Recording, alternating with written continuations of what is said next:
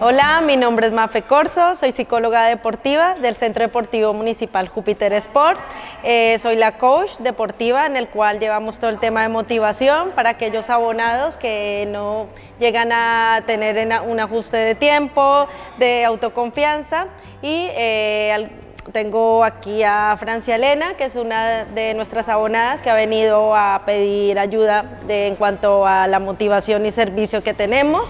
Ella misma nos va a contar cómo fue lo de la gestión de su tiempo, que era lo que más le costaba para venir al gimnasio, no encontraba la motivación para venir a algunas clases y ha conocido mucho todo el tema del gimnasio y le ha motivado muchas clases y ha aprendido a gestionar todo el tema de su autoconfianza. Hola, mi nombre es Francia, yo vine al servicio de coach deportivo con Mafe.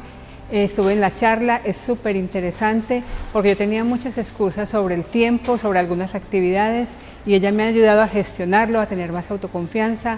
Me pareció bien importante que también está incluido en la cuota del gimnasio, entonces nos hace más fácil todo.